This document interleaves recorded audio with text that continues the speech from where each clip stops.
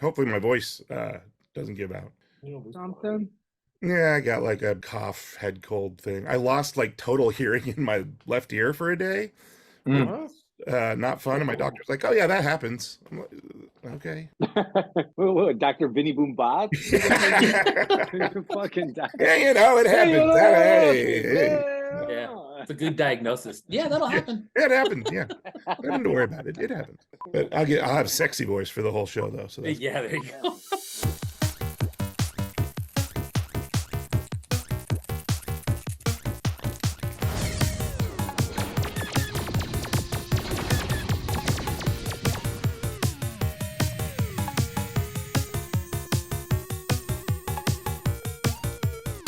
Hey everybody, it's Dove, and you are watching DKE Toys TV with our co-host Janky Toys and Barbarian Rage.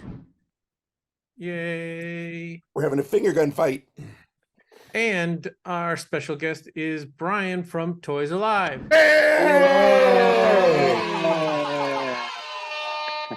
Thank you, sir. Thank you, sir. How's it going, dude? It's going great, man. How are you? Living the dream. Living the dream. Your dream or someone else's dream? I'm just living a dream. There you go. There you go. We're gonna get That's deep how it already, goes. huh? This is Sorry, some just Matrix level shit in the first 2 minutes of the episode. waiting for the nightmare to end. Yeah, right. Sorry, just those are my standard jokes. It's always like a double-sided thing. Like I am kind of living the dream, but also it's kind of facetious also. Yeah. It sort of works both ways. Like It took all me a couple relative. dozen times of you saying that for me to be like, I think he actually does mean it both ways. And the thing is, like, sometimes I say it to people and they're like, "Oh man, I love it, Dove. You're so positive. You're so positive. Like it's so amazing. Every time I talk to you, you're just like, yeah." Yeah. And then other people they just roll their eyes. It's like, "Oh, yep, another Yeah. day." That dream. Yeah. And are you thinking, little do you know, I'm extremely sarcastic. So But you have to get to know me, right? So it's like Yeah, right. If you meet someone the first time, being a sarcastic asshole is not a good way to be, right? So they can just take you literally, and then they slowly figure out it over time, right? That's right. That's right. It just works perfectly. It's just a great answer because generally I hate small talk. You know, you meet people and they want to talk about the Yeah. weather, and it's like, Yeah. what's going? It's like, Yeah. it's like traffic today was just so like, okay, you have anything important to say? Like, You know what, dude? I think I noticed that about you the first time I met you, which was 2 years ago at DCon, and you had wandered over to Tycho's Tacos booth, where he kind of had a mishmash of a bunch of different artists there. And I don't even know if you remember, I went up and we shook hands, and we just kind of stood there for a second, and you turned around and walked away. And I was like, oh, that was Dove. that was it. That was Was it, I- man. You got No the full small talk. experience. Yeah. that Wow. I mean, was I rude? You're making it sound like I No. was rude. No, not at all. Oh, Not at well, all, man. okay. So I have a memory issue. Okay. I'm 50 years old. I have met fucking 100,000 people. Absolutely. There are people who know who I am, and I just like they say that you can only really have about 200 people that you can sort of keep track of, and then about I forget like 10 people, 14 people in sort of your like inner circle, and then only like 1 or 2 people that you actually know like what they had for breakfast today and what they did and what their plans are, right? That makes sense. So like, and so with kids, like all of that and my wife, that's just sucked up all of that inner circle, right? The 14 people, whatever, is just totally freaking smashed, right? And then 200 people. I mean, I have, I don't know, 300 artists in my database of like resin makers. Yeah. When I sold my distribution company, it was like 2,000 stores in 40 countries and 500 different vendors. Like everybody knows me. They come up to me. People see me like, "Hey, Dove, how's it going?" I shake their hand, and it's Hey, Dove, how's it going? Can you believe this weather? It's so great. Like, And it's fucking embarrassing because then I have to ask people, hey, I'm sorry, who are you? Right. And it takes me like several minutes. They're like, I'm the guy who I bought that toy from you and you made me that deal. And then it was damaged. You fixed it for me. And then you did this and this and this. And they just recount our whole thing. I'm like, awesome. Well, I mean, you know, and it's like, it's very, and this is not a bad thing, but it's very hard to get into like that front part of my brain. I think it's the front part of your brain, whatever it, not maybe not literally, but figuratively, like where, and even then, people sort of like slip away. Like I was at the Glendale show and some dude said, "Hey Dove, how's it going?" I'm like, "Hi," and we shook hands and like I had no idea who the dude is. I'm so bad about that. I've done this so many times. I'll meet someone and I'll like, "Oh, hey, I'm Scott," and they'll introduce themselves, and we're still shaking hands, and I'm like, I've already forgot this motherfucker's name. Seriously, like, you know what they say? That's a sign of, go, if you can't remember somebody's name, they say that's a sign of a huge ego. It must be. It must be. I'm trying to work on it. I am trying to work on it. Every like, couple months of therapy, Scott gets 2 or 3 more names. I chip away. If I meet any new neighbors or anything, I run home and I write their name down. It's really, really bad. And then on Instagram, you know, people buy their Instagram name and then not their real name. You know, and then there's people who expect you to know them, but they don't even have their name on their Instagram. So I get messages from people and they're just sort of anonymous. And then I have to figure out, like, do I know this person? Right. Yeah. I mean, gotta follow the, hey, I'm Dick Fart Kitty Fucker. Hey, Dick Fart. Give a name. Give a name. That's so that's Canadian. If I'm on my game, you know, I just apologize and I'm just like, I'm sorry. Where did we meet again? And they're like, I'm your cousin, remember? It's like, oh, right. Sorry. It's literally like, it could be that bad, you know? Oh, man. I just, yeah. There's a reason I call everybody dude. Just everybody is dude. It's exactly. Gender neutral. Hey, dude. Yeah, dude. Hey, man. Yeah. Hey, man. If I like you, if I know your name, if I don't like, doesn't matter. I just call everybody dude. There you go. Yeah. So, Brian. Yeah. So, if anyone's watching and you've been living under a rock, and I think nobody watches our show that doesn't watch Toyz Alive also, but it just in the case there's one person watching who's like, who the fuck is this Brian guy with all the toys behind him? Tell everyone who you are and what you do. Oh, man. Well, my name is Brian Johnson. I go by the screen name B2THE. I have my own personal account just as a collector and a supporter, but I also run Toyz Alive, which is a weekly show that does interviews, unboxings, giveaways over, you know, or about all the artists that we love and pieces that we love. So I've been doing that for, I'm coming up on, I believe, week 92. So 92 straight weeks. Wow. That's amazing. When we started this, we're like, yeah, we're going to do a weekly show. And it's like every 5 weeks. We're like, hey. Yeah, it's a commitment, man. Once you commit to it, for me, there's this kind of overwhelming sense of not wanting to let anybody down, especially myself when it comes to that. So I have this vision of where I want the show to be, and I want it to be a very segmented weekly show. And there's been weeks, man, where I just, I thought that it wasn't going to happen. And then as good as it feels to say, hey, I'm going to take a week off and kind of reward myself, as you start creeping towards Thursday, at least for me, it's like, man, I don't want to skip the show. I got this stuff that I need to talk about. I want to do some unboxings. We got some cool giveaways to do. And you just kind of get sucked in like that, man. It's fun, I guess, What do the kids think of you have 2 kids? Yeah. So they're 19 and 17, or almost 17. So they are, young adults for sure. Are they into toys?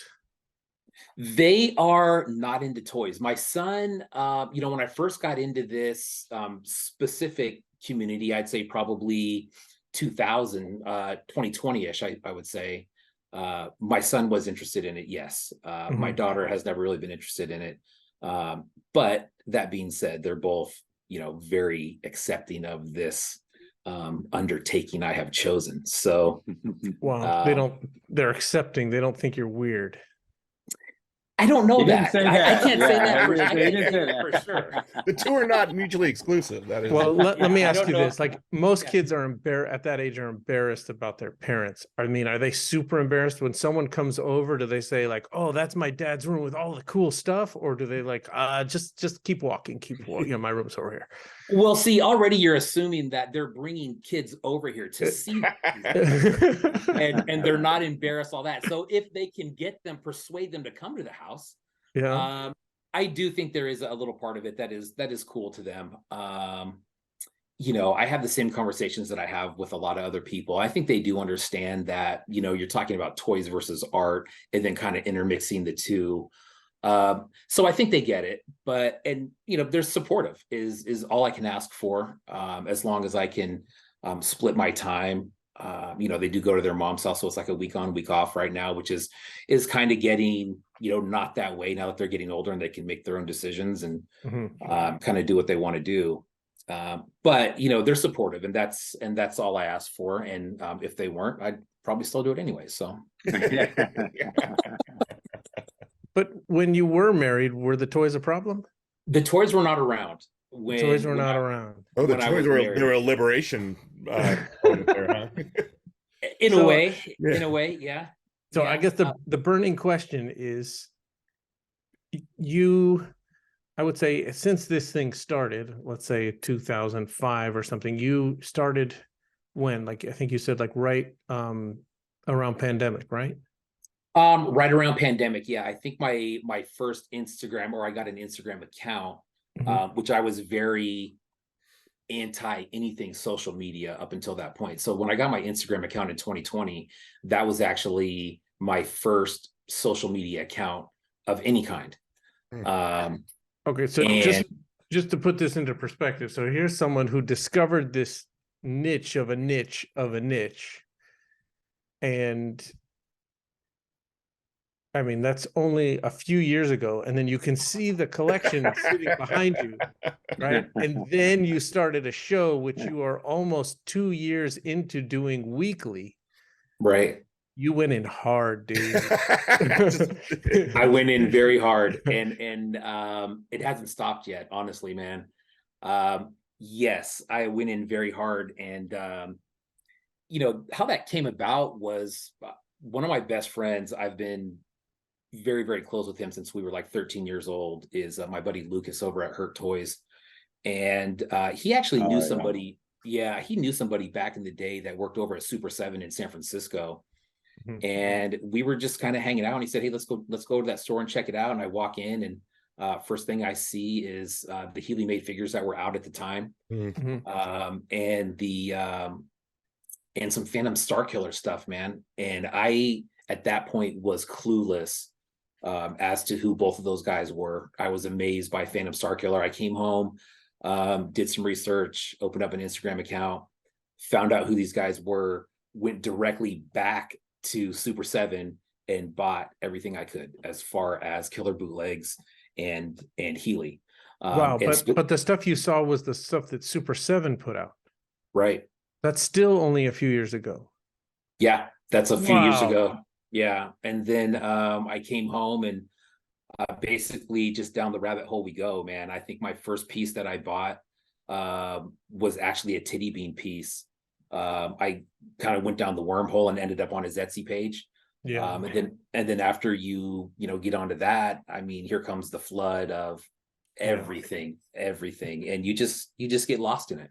And titty bean stuff is so good. Like, and he makes so much too. Yeah, and you know, the one thing I really like about Titty Bean too, man, is since I've been collecting him, I have some really early pieces from him that they don't hold a candle to what he's doing now, and just to kind of see that progression of you know, something that he did in 2020 that is just, you know, in a good way, it's a mess, right? Because it's just not what it is now. And then to see what he's doing now and how clean they are, it's very cool to see it as a supporter and as a fan. of the growth. And that's, I could say that about dozens and dozens of artists, as I'm sure you guys could too. But to see that progression, man, I mean, these guys are really honing their craft on, you know, on stuff that makes a difference. The details, the little stuff, it's really cool. Yeah, that's one of my favorite things about this scene is, and I know you can do that in any artistic scene, but there's something about looking at a shelf and being able to see someone's entire like visual development and where they went, and you can sort of see what's going on in their life depending on like what they're putting out. And Sure. Yeah, I think it's awesome. Yeah. So, but were you a collector previously? Like, did you collect other stuff? Like, were you a collector by nature and then you stumbled on this thing and it sort of took over? Yeah, sports cards, man. I was really into sports cards for a long time. I have a ton of them. I don't know what to do with them at this point. That market is really weird to me. It seems like it goes up and down. You know, and then you get into graded stuff and it gets even more wacky. But baseball cards is about the only thing that I really collected. You know, growing up, I didn't collect a lot of toys. I was very limited on what I was allowed to have as a kid. Guns were not allowed. Killing was not really a thing. My mom grew up in the 60s in San Francisco, and she's been a teacher her entire life. And so I would get little plastic army men, you know, and she would cut the guns out and cut the grenades out and stuff like that. And Wow. we still have already. Yeah, I mean, a little flower on there.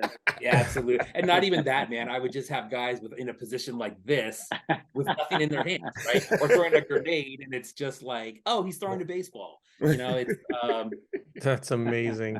Because like I you know, my mom was of the same generation, and you know, the policy was not to have any guns in the house, but she wouldn't she wouldn't go so far as taking a little soldier and cutting off the gun. Like, she didn't want us like shooting each other.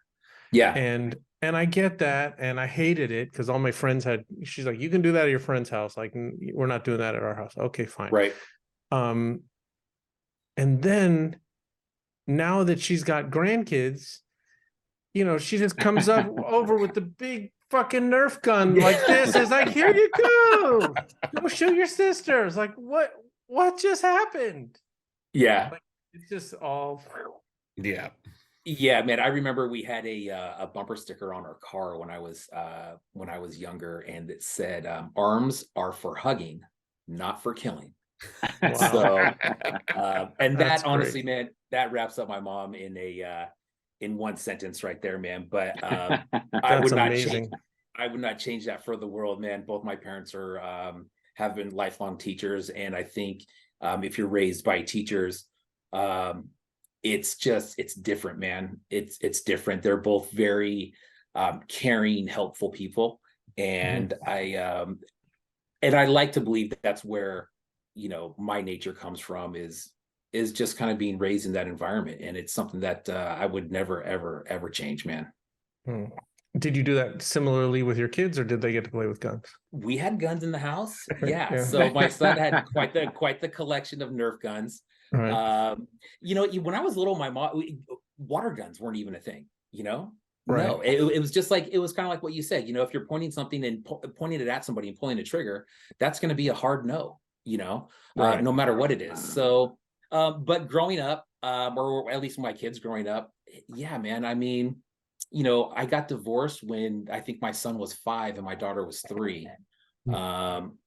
And so, you know, as a single parent growing up with little kids, you try to do whatever you can to, you know, run around the house and whatever. And for us, Nerf guns, yeah, absolutely, man, that was a thing.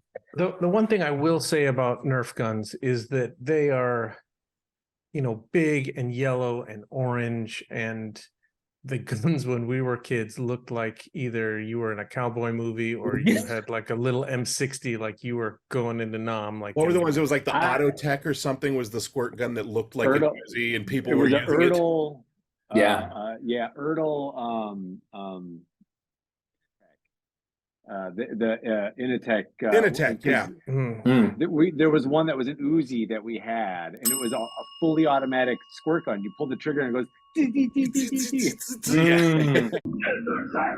AK Centerfire automatic water weapon.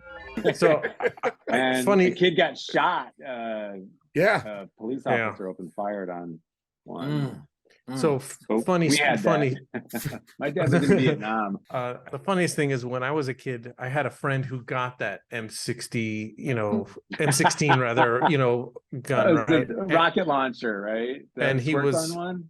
No, it was just looked like a Vietnam era, machine gun, the M16, and and it was, I remember the commercials on TV, and it's like do, right, and it was like right around like Rambo time, and this was a kid who was he was a good friend at the time, but he was one of those kids that his parents bought him everything he wanted kind of kid.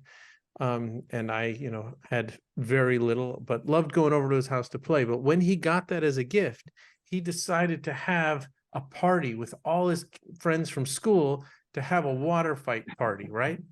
And of course everyone's bringing these little squirt guns that are like and he's just like mowing people down, right? And the Stoggy Massacre. And the thing is, it was such a narrow stream that it just had very little impact, and the water gun fight just slowly devolved as soon as one kid figured out, dude, I'm just going to take this bucket of fucking water and I'm just going to boom. And then no one cared about the gun. It just became like, who can get the bucket with the most water and the most people wet? You just described nuclear negotiations right there. That was what you just described. Little Oppenheimer action coming out of. There you go. Wow. Those Initech guns. There was one. It was a rocket launcher. Yeah. But instead of it actually firing anything, water just squirted out the tip. It was a little bit of a letdown. The Uzi was the coolest one, though. The Uzi and the handgun. Yeah, those two were. Yeah. I'm not a gun guy, but goddamn, I did love my Initech as a kid. Oh yeah.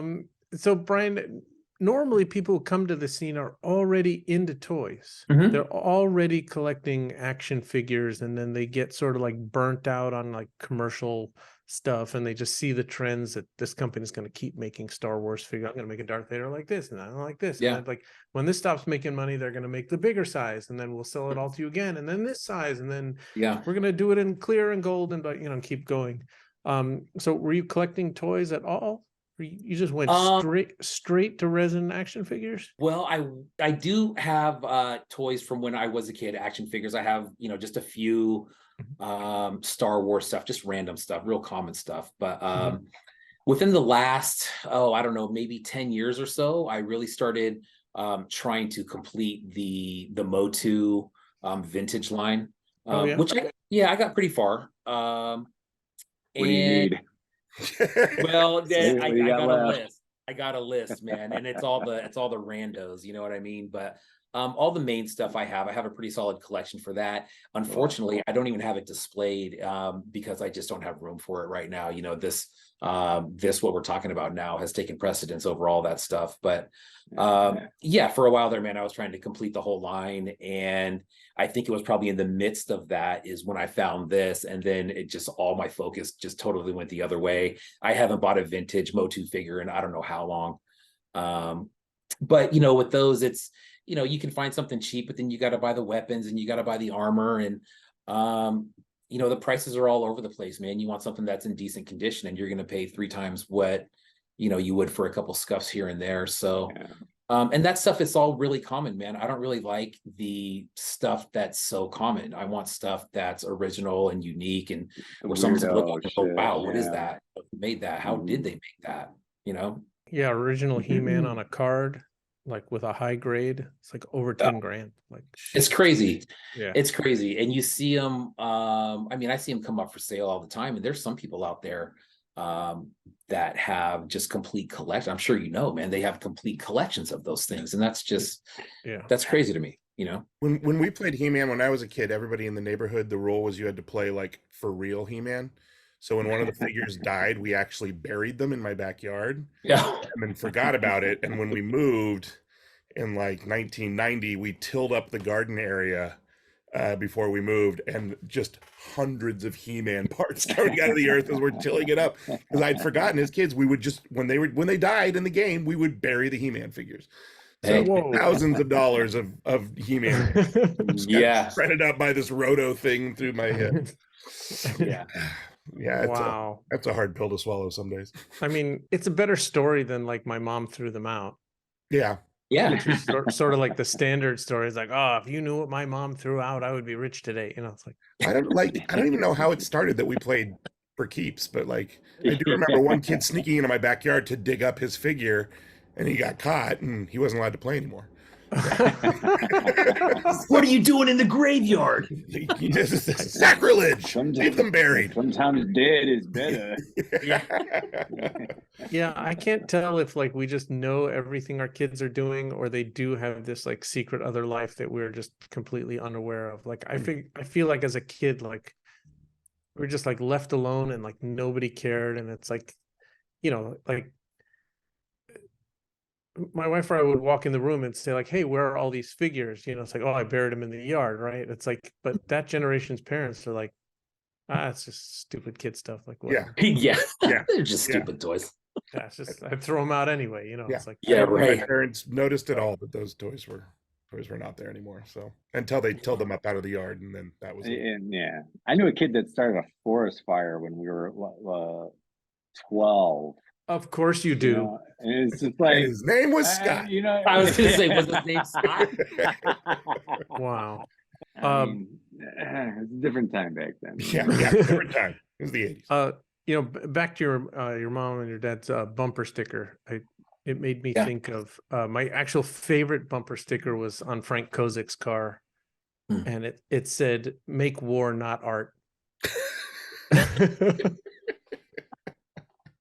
That's interesting. Okay. I don't know why that popped into my head just now, but hey, there you go. Funny. From the vault. All right, so again, any of those people living under a rock and don't watch Toyz Alive, you know, the thing I've told you in the past and the thing I most appreciate about your show and what you do for the scene is your attention to detail, how much you love loose figures and especially craftsmanship, and you talk about it. You talk to the artists and the number of artists that are watching you live. And so I thought, in honor of that, because I can't compete with that, right? I can't show you a bunch of stuff that I got this week that's like shitty, right? I have to show you something fucking amazing. So what I pulled out for you all to see is all of my empty blister gags. The gauntlet has been thrown. There we go. I don't have that many. Nice. There's a dozen of them. Nice. But I'm just going to go through them real quickly because they're a lot of fun. And I like them because they're making fun of the medium. But this is supposedly, this is TK549, also known as Phoenix Customs. And he made this in 2015. Now, I remember, what was it? It was like Dave Horvath, like the creator of Ugly Dolls, sending me a photo of this. And I don't know if it was a meme before it was floating around, before it was a figure. But I talked to him, and he claims that like he came up with this idea and that he was the first one to do it. And he's got an archive of all the people that ripped him off. And I would love to see like that thing, but sending anthrax to all of them. Right. And he's totally cool with it, and he's a swell guy. But this one is, next year is going to be 10 years old. Jeez. And so he claims, and this one's dated 2015, but he claims that he was the one that first did this. I'm pretty sure he's cool with it if you rip it off, but you're still going on the list.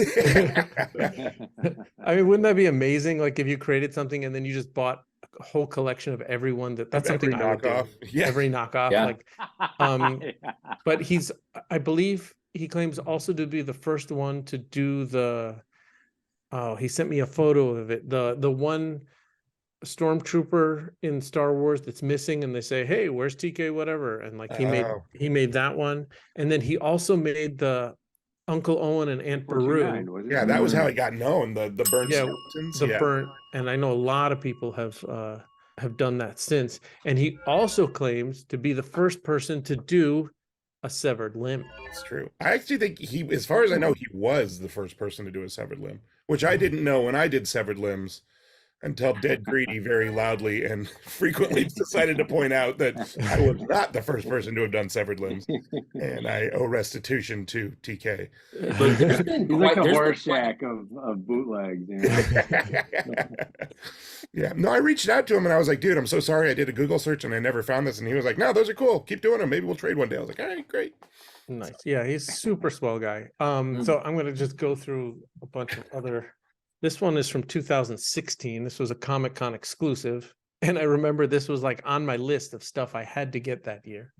It's called Exclusive Man. And yeah. And Who we ended made up that? I've never seen that. I spoke to the guy. See, the company says Applehead Factory. You want to know the fucked up thing? We're talking about my memory. It says Applehead Factory right there. I actually had conversations with the dude. We talked about sealing blisters on cards, and then we ended up distributing this for him. Nice. And of course, I can't remember shit except Applehead Factory because it says it right there. There you go. And that's why you always sign your work, kids. So devil remember you. Yeah. Tell me Exclusive about it. Man was such a hit. How do you follow that up with an And actual then- toy? I have this very special set of 4. Hey, I see that one. Look at that. Hey. Yeah, I did From that. Mr. Barbarian Rage. This one says, home bootlegging is killing toy industry profits. And then I love on the back, it's numbered 1 out of 250,000. Sold out in minutes. Oh, this one is number 10 out of 250,000. I told you Limited, it was hot. limited to the number Yeah. we can sell. See, that one is not as obvious as the Toys R Us one, but that's the Mattel logo with the skull Mm. in it. Because that was I did that the weekend that Mattel had laid off like 3,000 people or something. Mm. And not to be outdone, he made special red versions as well. Yeah, I only sold about 100,000 of those. They're much more exclusive. Yeah, yeah, that was the limited run. When I bought mine from Scott, I made him put a figure in it. So Wow. that killing industry profits, that was taken from the back of a Dead Kennedy's tape. Mm. right, yeah. Where the In God We Trust Incorporated tape, on the back it says home taping is killing record industry profits. We left this side blank so you could help. So that was a take on that. There's this one, collectible nothing. And on the back, I like the it says- asterisk for the collector that has everything. That's funny. And then on the back it says,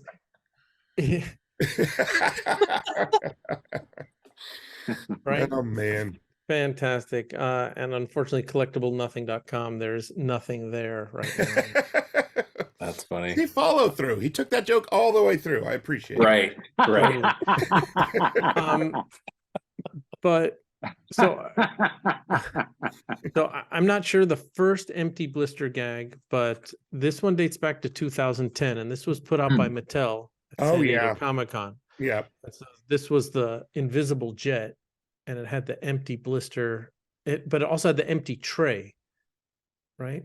But in Wow. addition to that, on the back of the card, they've added like a little piece of metal or something, because it's heavy, Huh. Mm. That's Right, funny. That's clever. right? So you're like, and I remember this thing sold out at one point. It was selling for like $300 on eBay. It's not anymore because they re-released it in 2016 Mm. and made this one. But the idea of the inner blister is what gave me, the idea to do an inner blister of the Invisible Sucklord, Yeah. which you can get free if you place an order at DKEToys.com and put DKE Toys TV in the notes section. Just saying. Nice. All right. just a few more here. ETC Toys and Ren 1 did this one here. I have that one too. That's a good one. Super 7 got in on the act April Fool's Day one year and did the Invisible Man as part of their Oh, I didn't see they did that. I never saw that one. I've never seen that monster series. That's funny. And then This is my favorite one of all time. yeah, I mean there's the Death by Toys, Deadbeat Dad, and Thoughts and Prayers. But then there's some other gags that I just put aside just because they're fun. Both of those toys from Death by Toys, the comment section, whenever he posts those, the comment section is so fucking worth it, man. The Deadbeat Dad one, people really open their hearts on those. I bet. They tell very intimate secrets about their life. Yeah. You know, the funny thing is when he was on our show here, every time we post an interview, we also send an email about it, and then we have, you know, sort of cross promote whatever we're selling online. And so in that email was both of these empty blisters, and there was one dude who just, I'm assuming is a dude, just replied back and said, "Dude, you just sell rip off empty blisters. It's like, remove me from your mailing list." And I was like, okay, dude. Like, I mean, it is the lowest hanging fruit of low hanging fruit, which is kind of what I appreciate about it. But if you can pull it off, that's the thing. It's so good. It's so good. The first time I met Dove, he showed me that Wonder Woman one, and he was like, "I'm trying to figure out what I can do like this." And here we are, 10 years later. It is. It's a good idea, and I don't know. It's totally been done to death, and like Super Secret Fun Club just makes amazing stuff. He's always looking for shit to put in a blister, like that. You know, it's like he's buying like fake switchblades, and you know, on the Better Off Dead, he actually put $2 inside of a blister. Yeah. I like that one that he just came out with, that where it was a quarter and it was for Uncle Buck, where he flips the principal. Oh, I didn't see that one. That's funny. That's a good one, man. Here's a quarter. Go downtown and have a rat gnaw that thing off your face. I was gonna say we just need to get him on the show one day, but he just refuses. I mean, I would love to. I've never met him. Yeah, he said like, he's like, when I retire, like I'll have my final send off. DKE, thanks a lot. He's a funny dude. I've had some long phone conversations with him. You never know where they're gonna go. Yeah. Here is the other Death by Toys famous piece here. That's the Big Bang. Yeah, I mean that's the big first one that was sort of like that. I think even Dan says that's the one that the first big one that really launched. Yeah. But you know, when you say that the empty blister, that it's sort of been done to death, you know, I'll catch myself saying that, but then someone will come up with something clever. And that's great. I mean, it's a funny gag. I'm not complaining. I bought all these things. Well. Yeah. and I like action figures. Multiple variant colors of some of them, which is this was special ed did this one. The Mighty Power Bros Entertainment System is the putty. That's fun. And then more Death by Toys. I mean, he's got so many gags, you know, clown pubes and all that stuff. But this male ego one with super fun. And that one, it's like broken glass, and it's male ego. Again, the comment section on that, you know, it's like, what are you trying to say about me? And it's like, oh my God, dude, like they really expose themselves. Well, Big Dom 92, we're trying to say that you're not stable in your own view of yourself.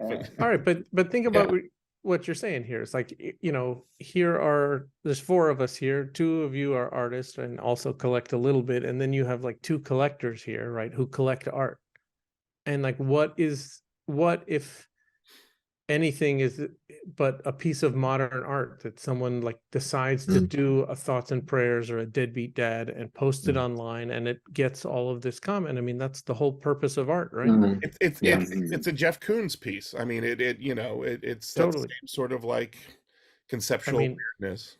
99.9% of my collection are actual action figures, but then I just love things that make fun of the medium. So because just good nature, I'm not like and then there's my favorite series here by Whistling Pony, which I'll show you very quickly. Was oh yeah that's the one that started it. And this one here. Boom. I'm just gonna go through these quickly. And then there's the wood and the packing. Oh wow, the wood is my favorite just because of the title. That's the one I remember is the wood one. Yeah, the series of portals, which I think is fucking right. genius. but the one that this one is just my favorite because there was this guy, and I think he was, I don't know where he was. I think he was in Asia, and he posted something like nasty. Do you remember that guy? I remember this, yeah. And I wish I had gone and figured out what the story was, but he posted, because I can't find it on Instagram, because how do you find anything on Instagram? You can't search anything. I will, I complain about Instagram a lot on this show. And how they listen. And how it doesn't serve me.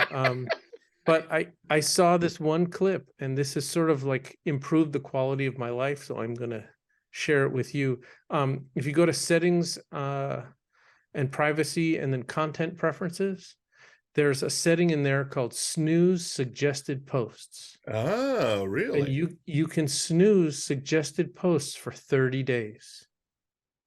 And I scroll through my feed and I actually see things I care about. It doesn't do it for like reels and that other stuff, but just for posts, amazing. I recommend everybody does it. Yeah. Also, when you open Instagram, and on the top right hand corner where it says Instagram, there's a little arrow. If you hit that, there's a little drop down that says favorites and following.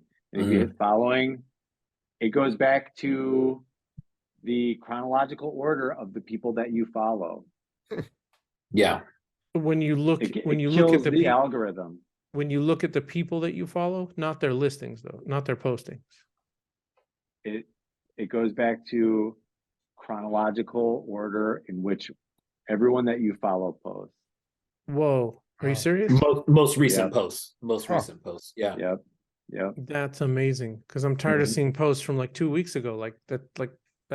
Anyway, I don't remember the story, but some guy posted something that was just kind of nasty about some action figures. And not on Instagram. And I just contacted him, and he made this figure, and then I asked him to send it to me. And it says, haha, this is not a toy. It's a really, really, really just a junk paper. And so he beat Whistling Pony by several years. And he sent this to me. And I junk design. I mean, again, this is just going back to my memory. Like it says, this design make the world worse. That's funny. This is not a toy. Right. It's a really, really, really, really, really, really, really just a junk paper. Amazing. Yeah. I don't know. I thought this is 2021. So you see, now what he's saying about his artwork is what I say about my artwork. I just don't write it on the thing. Wow. Oh, and here's one more from Whistling Pony, because I can't help myself. Is for the analog. Oh yeah. Was analog asteroids, and there's just like rocks on the back. That's funny. Yeah. So there we go, making fun of the medium that we all love so much, but you gotta poke fun. Absolutely, man. It's all part of it, right? Well, we talk about it all the time, that like if the design is as important as the figures, then empty blister gags. I mean, that is design. That's 100% design. And Yes. writing, and you know, so that absolutely they have a place. And what's cool about those, I think, too, man, is, you know, we always, at least on Toys Alive, we kind of talk about the separation between the figure and then the backer itself, and how sometimes the backer makes the figure, sometimes the figure's nothing, and it's all about the backer. But with those, and you know, on some of those, there's no figure at all, so it literally is the backer. I mean, it's the idea, but then the backer as well. So there's just art going on in, you know, not only figures, but ideas and card backs as well. And it's all kind of falls under that same umbrella as, you know, indie art. Yeah, Sure. Yeah, and you know, it's a template, and you know, the nostalgia for those toys is so strong that you can even rip the toy out, and everyone knows what that 6x9 card is with that blister. You know, it feeds into that same nostalgia. Yeah, Totally. Have I shown you that art of the Cantina aliens where the guy painted the card back all fucked up? oh, I've seen it. I mean, I don't think everybody else has. Let me just go grab that. Hang on. Don't talk shit about me. Yeah, let's talk shit about a dove. yeah, How many Cantina aliens does one guy need? yeah. Check that out. Oh incredible. yeah, okay. Well, those are hanging up. That's right over Ian's desk. Yes. So this is a Yeah. guy named Yeah. Paul Mullins, and Mm. I think he just probably went on eBay and just bought, like, they cut out the the proof of purchase, and it's all like abraded here where they ripped off the blister. Mm. And then Oh. Oh, cool. another artist that we've actually sold toys for did another series, but he did it with figures on it. Mm. But he did so many of these. His art show, and we'll post the name here. But he set up like Toys R Us shelves with pegs, and then his art show was cool. displayed like it looked like a fucking Toys R Us. It was insane. Oh, that's amazing. So cool. Yeah, It's there you it's go. interesting. This is a little bit of a sidestep from what we're talking about, but you know, when Dove started manufacturing these clamshell blisters, Mm. part of the reason was because you have all these loose Star Wars figures, and he was buying up these vintage card backs, and then you put them together, and so you've got a figure and the card back, and even though Sure. it's not sealed. But what I think a lot of us found as we're rooting through these bins that Dove had of these, is we kind of appreciate the ones with the ripped off bubbles even more. Like when the card back is torn or bent or has stickers or writing, or those were the ones that, like, almost everybody that was going through that bin was gravitating towards, is those sort of the weird damaged ones that have character. Yeah. So Because Yeah. that's what you did as a kid. You just ripped the hell out of it. It's not like today when I Yeah. get an action figure, I'm like, I'm gonna cut it very carefully just in case I need to sell this later. Yeah. Then I can put it back in, and maybe I can get a few extra dollars showing that it's complete in its package. You know, it's like, this kid's just like, yeah. No, I really like the contrast between Recollection Toys piece for DKE Con, man. The crumpled porcellin backer. It's just insane, man. Yeah, that was a show stealer. Yeah. Yeah. He showed me that, and he was asking my advice on it, and I was like, I don't even know what I'm looking at. I thought He was asking thought your it was advice. like, yeah, and I was like, I'm like, man, I don't even know. He was That's showing like- me the porcelain. I thought it was cardboard. That's like Albert Einstein going to a high school biology teacher or something, and is like, "What do you think of my creation of like the nuclear bomb?" And he's like, "Yeah, that's amazing." That's only know it was there's not enough Absolutely. barbarians involved. It's Sounds like, so you take this potato, right? And then Oh man, I had to amazing. give him some advice, and I think he was like, he's like, I don't even think this guy even knows what I'm trying to do. Because then when I saw the final piece, then it had dawned on me what he was doing, and I was like, yeah, that's way above. that was a killer piece, man. When I saw that, it is one of those pieces where you kind of stand back and look at it and figure out what that is, and then you're like, holy crap, man, that's porcelain right there. That's crazy. There's one more thing I want to show you. I got this amazing collection in. and it had all of these costumes, and Oh, nice. their costumes are terrible. Like, they're a horrible thing to handle. They're bulky, they're big, and the stuff falls apart. If you pull it out, you can never fold it and put it back in just right. Like a I'm Ben not- Cooper. Yeah, costume, sometimes we got a collection from a licensing agent. He just got one of everything that he'd ever licensed, and Wow. in it was this thing that I'm going to show you, and I think I'm going to keep it for the rest of my life.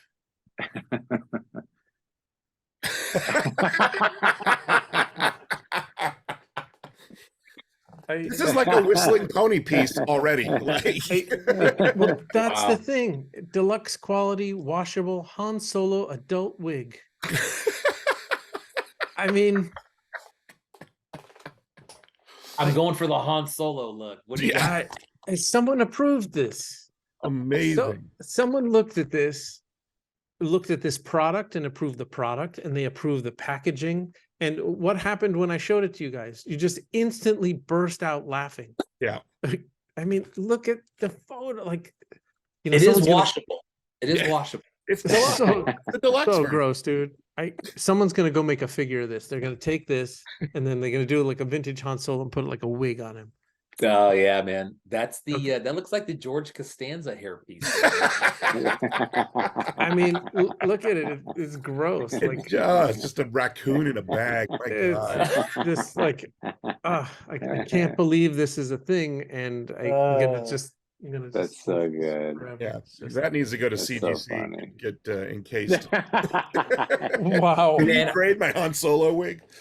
You could throw a price tag on that and throw it in your shop, man, and it would fit right in. You would have to do nothing to that, you know? Wow. Yeah, it does. It feels like exactly what we're talking about. It That does. feels like It art. does. Like, Oh yeah. Should I call Ruby's and see if I can just order them wholesale? Like, Yeah, like because we need to 500 do an episode where we all wear one. Yeah. Wow. That would be funny. That's all right. Now I have a job. Till next time. All right, dude. Brian, can you tell everyone where they can find you and when they should tune in and all of the particulars? Yeah, absolutely, man. So Toyz Alive, it's a weekly show on Thursdays. It's a 2-hour show from 6 p.m. Pacific time to 8 p.m. Give or take. You know, I've tried to nail the 2 hours in the last few weeks. Sometimes it'll get over, but on YouTube Live and YouTube, there's a Toyz Alive account on YouTube, and then also on Instagram, and then my screen name. I also have my own account where I kind of bounce stuff back and forth between the show and pieces and whatnot. So that's it. Also, make sure you spell Toyz Alive right. with the Z. Yeah. It's right here. See, that's what I was gonna say. I always hate doing that because I'm like, hey, Chris, do extra work, edit this. Yeah, I've already put it in 3 or 4 times before. Now I'm just doing it over and over and over and over. right. All right, the interview that was posted last Friday from several years ago is Epoch. It's a great interview. Nice. Oh, yeah. Everyone will Yeah, enjoy the that. best. Really Um, good. Man. What else? I already mentioned that if you mention DKE Toys TV in any of your orders in the notes section, you will get a free Invisible Sucklord. Make sure to follow us on Instagram at DKE Toys. Subscribe on YouTube at DKE Toys. If you want to email us about the toy, you want us to read your comments, you can send those to Janky at dketoystv@gmail.com. If you want to harass me, dketoys@gmail.com. And if you want to say something nice, you can go to Google and leave us a Google review. And if you want to say something nasty, just keep it to yourself. Also, my the 3rd issue of Barbarian Rage dropped. Thank you very much. The long-awaited 3rd issue, Evil Slime, now available on barbarianrage.com. There's 2 variant covers, and I have some sketch cards in my trading card sets, sketch cards from Resin Blood, from me, Dano Brown. Those are probably sold out by now. And Ted Dastic Jr., who is an official Star Wars artist, official Ultraman, official Mars Attacks, tops. He's the sketch card guy. He's amazing, and he does some of my own. But anyway, my third book is out now. Can I just say too, that book, the set work in that book, the sets that you built and made for that are unbelievable. Thank you. If people want to go and look at like not just great toy photography, but like look at how to build something with depth and character, and just pick up the book as a reference. I mean, aside from the fact that it's fantastic, like thank you, really good. And that everything is jointed, and he made the clothes, and he made the weapons, and he made he made the slime. It's his own mucus that he just sneezes onto the skeletons between takes, and yeah. And then and this is the back. This is a ripoff of the Marvel trading cards. Mm. Oh yeah. Nice. Anyway, beautiful job, dude. Worth it. Thank you. Woo! All right. Nice. All right. Thank you. All right. The next episode in a couple of weeks is going to be Reese O'Brien from Funko. Nice. Really? And that will be interesting. Get all of the Funko dirt. He's great. Yeah. He's an art director and super creative guy, and responsible for a lot of Funko things that I really like, and some things that I don't. And I actually have a bunch of his custom action figures that he made for me like 10 years ago. I don't know if those pre Funko, but we'll dig those out, and those will be fun to look at. Because he took some vintage figures and he repainted them and packaged them, and it was really early on. I think it was like, I don't know, we'll figure it out. But yeah, he's great. All right, Brian, thank you so much. Keep up the great work. Just love the show. It's just everything you do, just preaching the gospel and doing the Lord's work.